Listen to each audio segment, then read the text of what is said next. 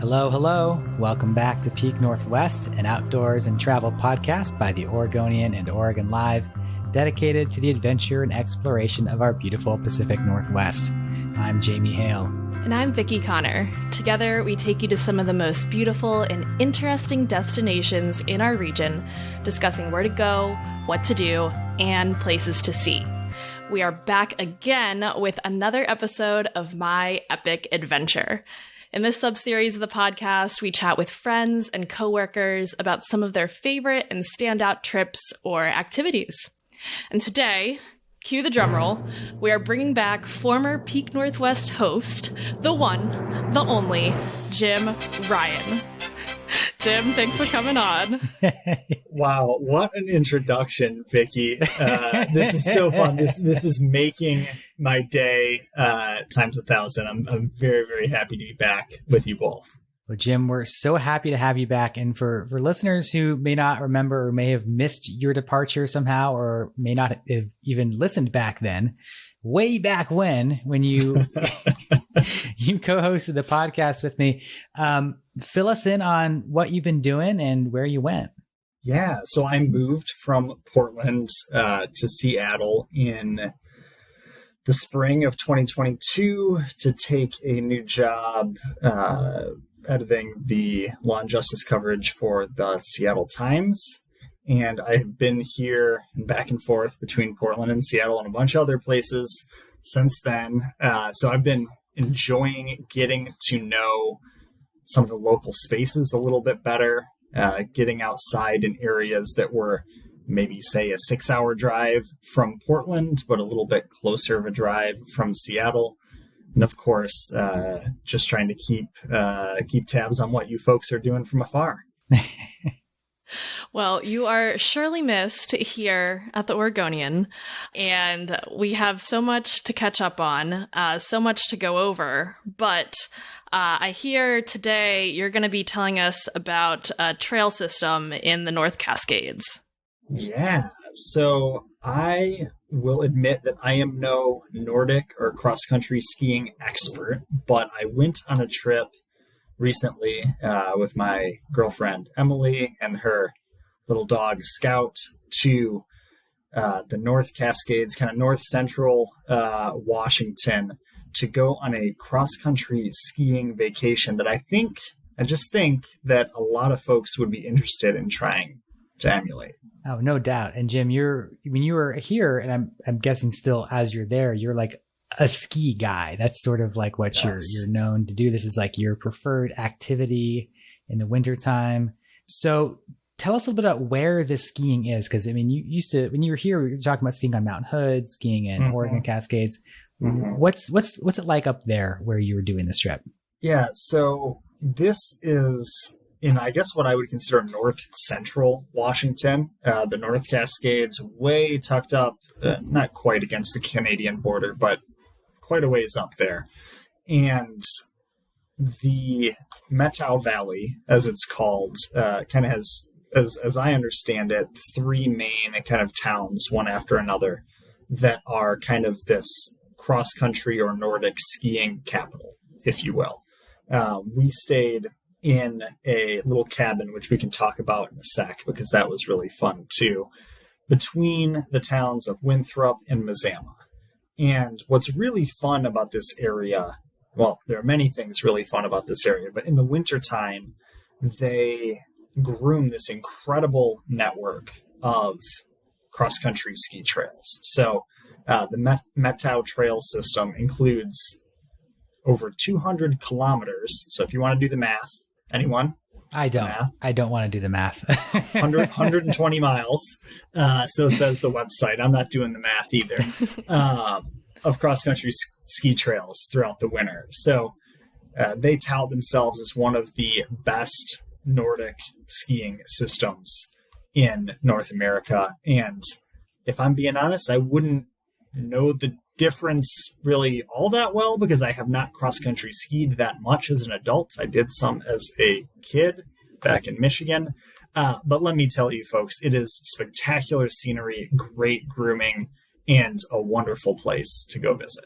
Wow. So when exactly did you go? Oh boy, it was earlier this year, probably.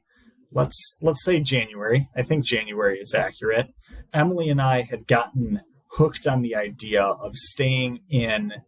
I can drop you folks the assorted links for this, but a system of huts called the rendezvous huts, which are a long part of this trail system. And they're kind of your ski in, ski out, cross country ski up into the forest or what have you, and stay at this hut for the night, move on to the next one the next day, and kind of create yourself a little loop. These are kind of rustic-ish cabins, really quaint and pretty and a great sense of place. However, reservations are quite hard to get, especially for us late in the game, not getting in on this well in advance, right? So I was like, I could have swore that I remembered some other kind of huts or cabins or something up in that neck of the woods. And either she or I stumbled upon a different place called the Rolling Huts. Why are they rolling, may you ask? I believe they are old on old train platforms, I think is the sitch. Again, you got to kind of see the picture, right? But very cool, kind of out. This is everything that you could want in one area. You have your little hut. You have kind of shower, sauna, bathroom facility kind of around the corner, and then a pizza restaurant. And right by all of that, you have cross-country ski trail. It is a lovely little place to hang out, and we had a very, very good time. Wow, that pizza restaurant must do incredible business. We contributed to it one of the nights, let's put it that way. So this was your first time out there? No, this was my first time up there in the wintertime. So I've been up around the Methow Valley and doing some climbing up in kind of the Washington Pass, North Cascades area, any number of times. But I hadn't been there in the winter. And I remember a while back when we went skijoring, Vickie, if you make that memory, that connection, with a local athlete who raved about going up to the Methow Valley to ski in the wintertime. And that kind of planted a little seed. And Emily was really enthusiastic about kind of, this is a sport and activity that we can learn together a little bit more. We've both done it a couple of times, but something that we can do together and get more experienced with. And so we decided to make the trip, and we got really lucky with nice weather, reasonably nice weather for booking a trip. And I think I said it was January, and just a lot of fun. It was really great. Maybe not an epic adventure in the sense of like really hardcore. Maybe some of the other folks you're talking to for this have really hardcore adventures.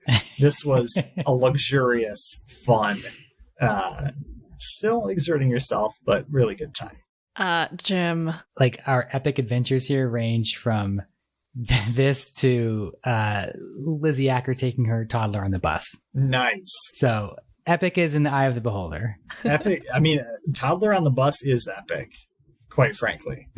If there are cool huts and pizza and like skiing and snow involved, that is definitely epic to me. I'm all in.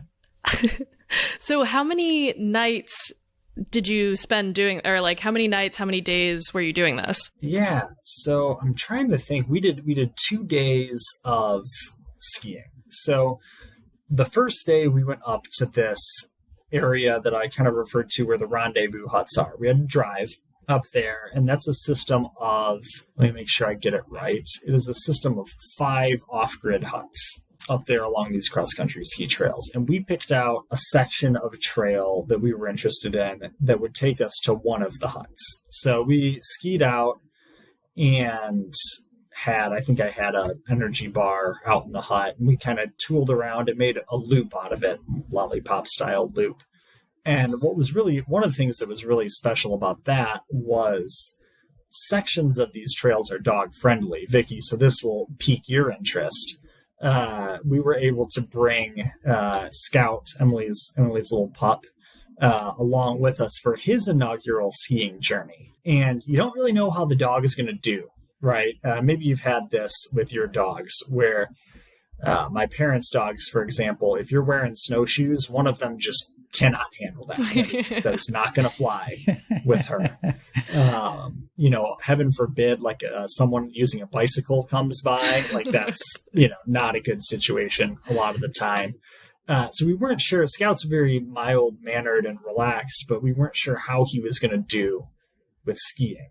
And thankfully, he just trotted right alongside us basically the whole time. It was a not disruptive situation. We just, brought him in close when other folks came alongside of us.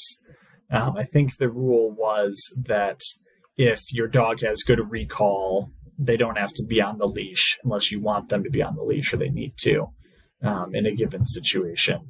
And that made it really fun because he was just kind of running back and forth between us and then trotting right alongside. And for Emily, of course, everything is accentuated when you bring the dog along. So for me as well, very fun time. Of course. Oh my gosh. And so since you're not like a very seasoned Nordic skier, how are these trails for you? Thankfully, they have a really good mix, right? So I said I think it was 120 miles, 200 kilometers of trails. There's something for everybody. So on this first day, we did, I think there was one section of more challenging terrain, one or two sections of more challenging terrain, but there's some ups and downs, but not like a downhill ski resort style where you're going really fast. You could go really fast, but we were not, right? Some of the hills got us going a little bit, but there was a little bit of a learning curve. But for two folks who had done some skiing before, downhill skiing and some Nordic skiing, it was totally approachable. And folks who maybe have that background or have been out to like Teacup on Mount Hood or something before, this would be something where they could pick out a loop, a couple of different loops, some mountain backs, some things that they could do just fine. Especially of interest was, for that perhaps, our second day, we drove over to Mazama, very cute little spot that I'm sure you folks would both enjoy. And we did a big loop right out of town. And this is to me at least, unique and interesting place where they have partnered with private landowners to groom trails that in part go through their properties. So you're kind of starting skiing right in the community and then linking up with what I imagine in the summertime are other established trails. Notably, dogs not allowed, at least on some of the trails we were doing out of Mazama. So you should check the little brochure, see where they can go, where they can't go. But that was really lovely and extremely moderate with the exception of one area. So you can kind of read the trail map. I think they have a mobile app or at the very least a site that works decent on your phone. So you can get a good sense of what you're getting into ahead of time. Well, Jim, tell us about what that experience feels like being out there in the woods in this beautiful place. The dog tried along. Take us into it a little bit. Yeah, this is my favorite line of Jamie Hale questioning. I love it. How does it feel, man? One of the things I like the most that I think about being outside and in nature, as you say, that I think a lot of folks lose in the wintertime is that sense of exploration. Like those of us who like to downhill ski, we'll go to the same ski resort and we'll do that every weekend. And you get really familiar with a place, but you don't necessarily scratch that itch, so to speak, of going to explore and seeing new things. That's what I really like about backcountry ski touring. One of the things I really like about it is being able to go explore new areas. And I think I didn't quite know what to expect when I went for the Nordic or cross-country ski vacation, where everything that we were doing is groomed and you're on a path and other people can pass you on that path. But for us, it was all exploring. It was all new. It was all places that we hadn't seen in the wintertime. So I remember at one point on our second day of skiing, we were on this loop and we passed by and I'm like, oh, I've been here in the summer. I know exactly where we are. right? And that was cool to just kind of stumble upon something that I was familiar with, but I didn't really know we were going to cross that road, go past that snow park. It was really cool to explore like that.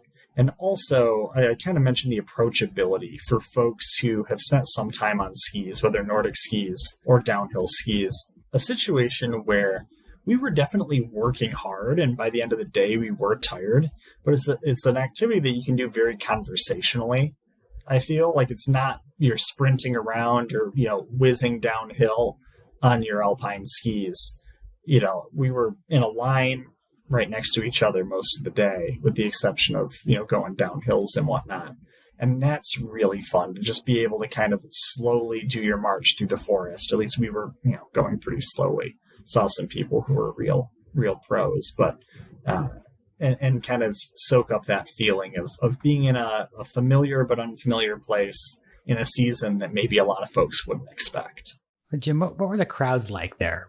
You mentioned a couple other people, some pros around, some people going faster. Was it very busy? I know it sounded like it was a pretty popular spot.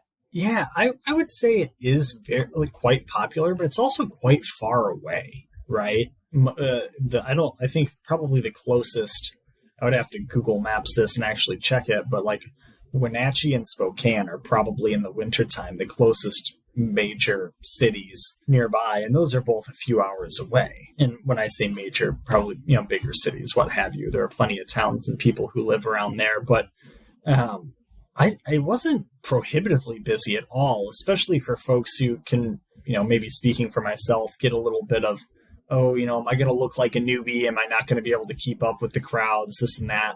It was not a problem at all. I think the trailhead was probably mostly full our first day, mostly full the second day, but it didn't ever feel like we were stumbling over people or people were stumbling over us or trying to go around each other.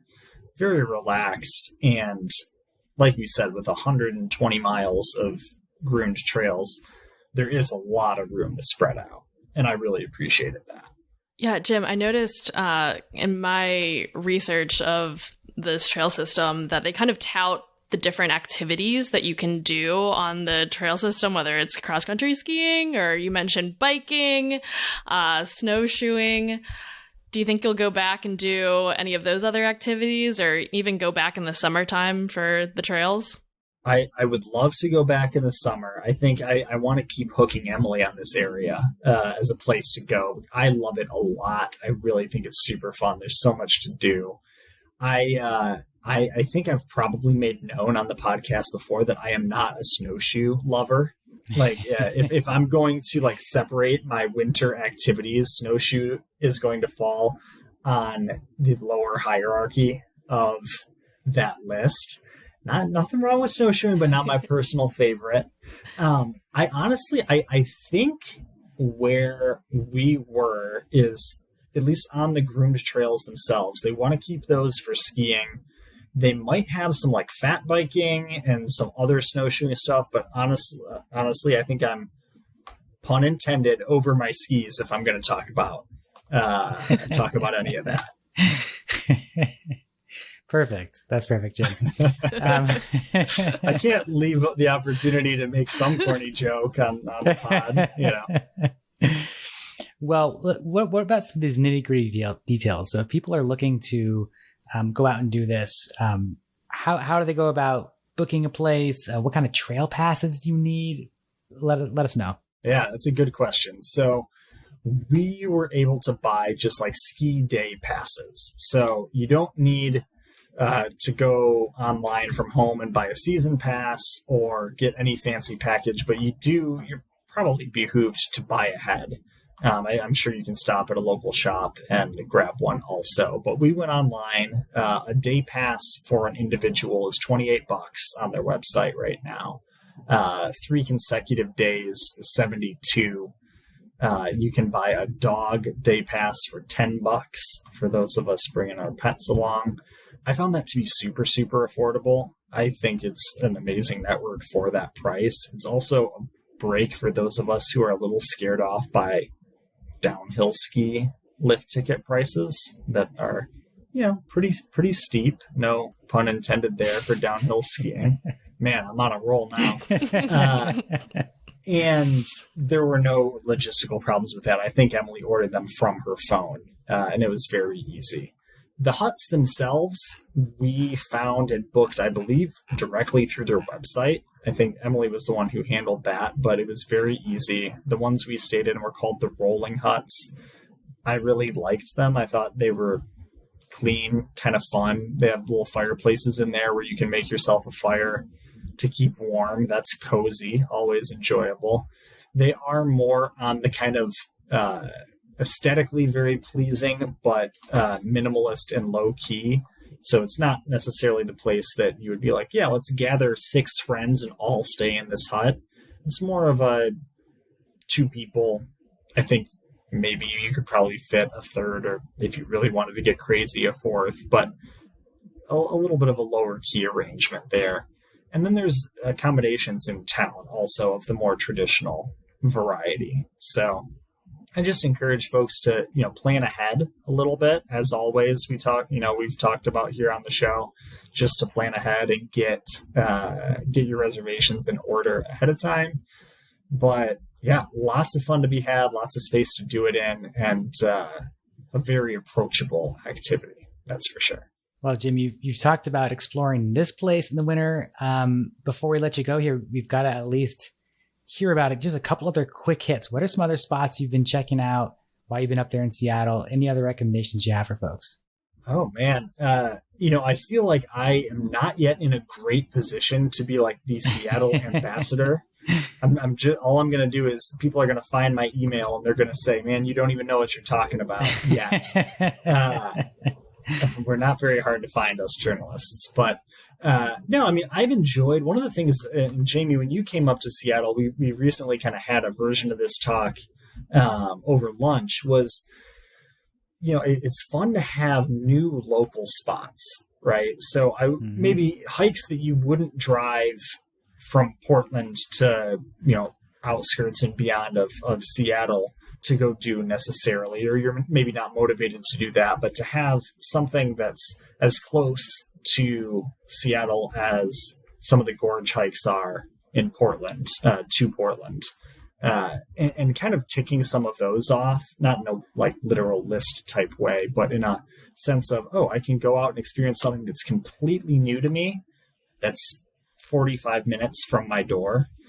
That's really cool. I really have enjoyed that. Just some of the kind of classic Seattle area hikes. I oftentimes will do them as kind of a trail run situation, aka hike up, run down, make you feel fast, but not actually be fast, So I've really liked that. I've enjoyed getting to know some of the ski terrain around here a little bit more. I've been out not as much as I'd like, but a good bit this winter, enjoying some skiing at some of the resorts here and some of the backcountry action that I'd like to get more acquainted with, and also getting to know the city a little bit, right? I think a lot of folks don't, at least when I was in Portland, I didn't come up to Seattle often. I think I'd been up, I think we can safely say several times, living in the city for 7 years. So there's a lot here to do, get acquainted with, and that's been really fun also. So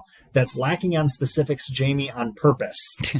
I'll have to come back on the specifics after I know what I'm talking about. Good. We look forward to that. I'm just inviting myself back on for later. So.